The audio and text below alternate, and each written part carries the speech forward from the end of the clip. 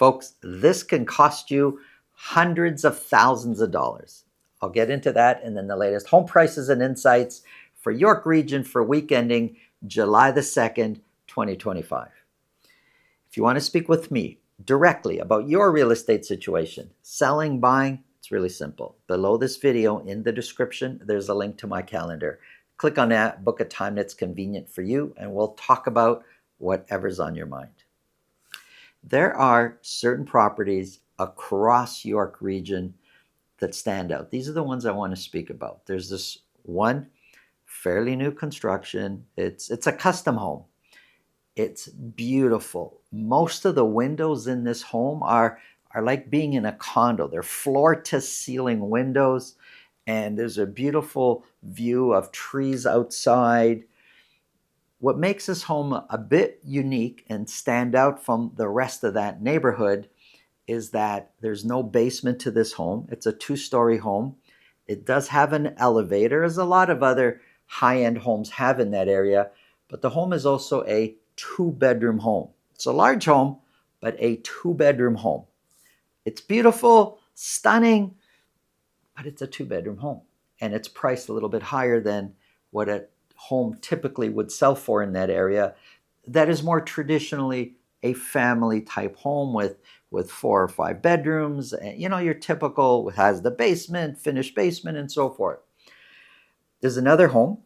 The home itself, this is in a different neighborhood. The home itself is kind of average, but the backyard, it's like being at a resort. The pool, incredible. It has a tennis court. It has a separate basketball court, all fenced off. They've got lighting for night. The backyard is incredible.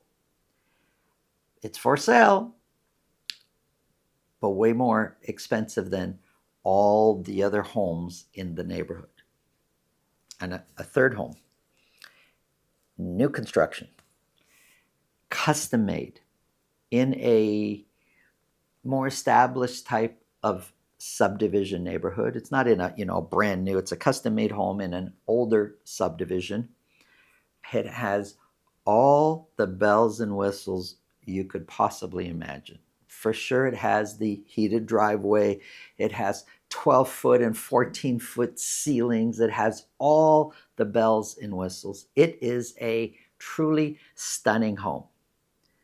It's priced, the average home in that neighborhood that you'd consider of this caliber, the most expensive home sells between 3 and 4 million. This home is priced close to double that. And it's sitting out there for sale. Now, look, I'm not telling you not to build things in your home or not to renovate things that are unique to you. They're features that you and your family can enjoy. I think that's awesome if you're in a position to do that. But enjoy it, because when you put these things, this type of home that's so unique on the market, I can tell you from experience, because we've sold properties unique like this, you're also looking for a unique buyer. And the sales process is not like selling you just average, ordinary subdivision type home. It takes a lot more to sell this type of home. These are the homes that we often see start at one price, and the gap between what it was listed at and what it actually eventually sells for, that's where we see the biggest price difference. It's with these homes that have these incredible, awesome homes you'd love to visit, unique features, but you think twice about buying for yourself. This is something to keep in mind if you're going to truly customize your home.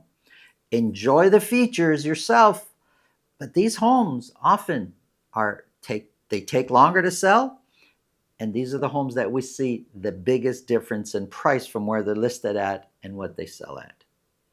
If you think this video can help somebody you know, please pass it along. If you get value from what we're talking about, subscribe. Now, let's get into the numbers.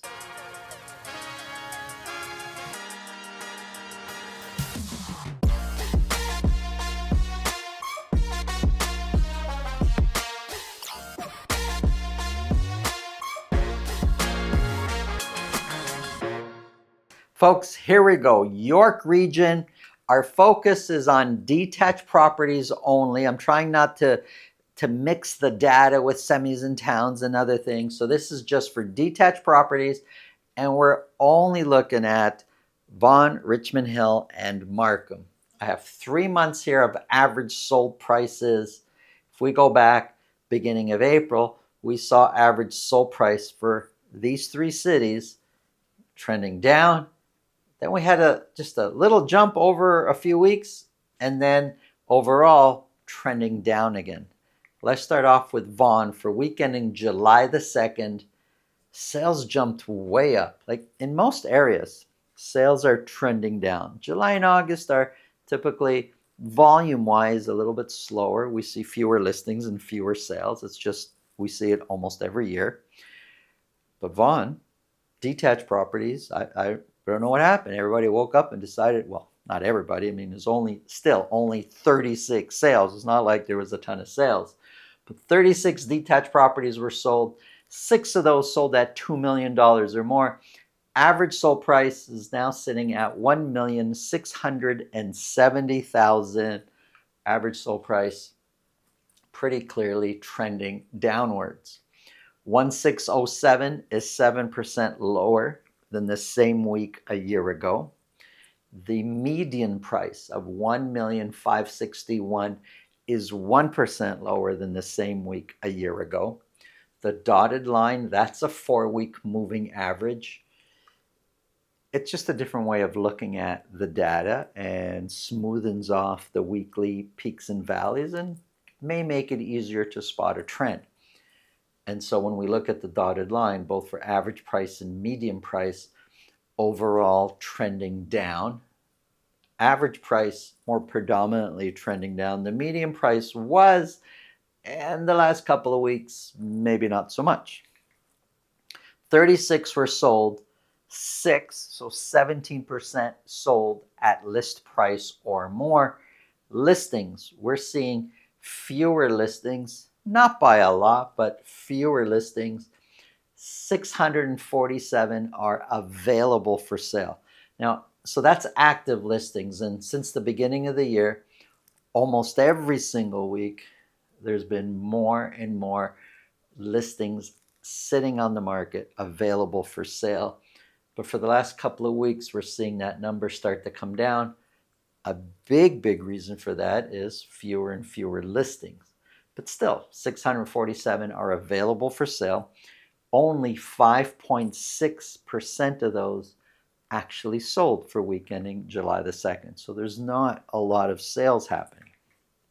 Months of inventory sitting at 4.1 months of inventory. The previous 3 weeks, we were between 5.8 and 6.7.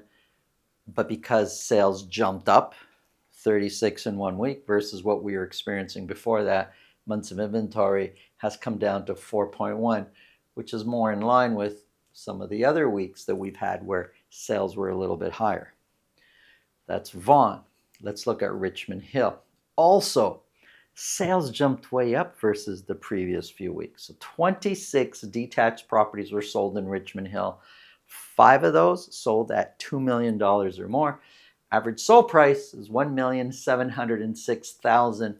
If we go back to mid-May, looks like average sold price is coming down.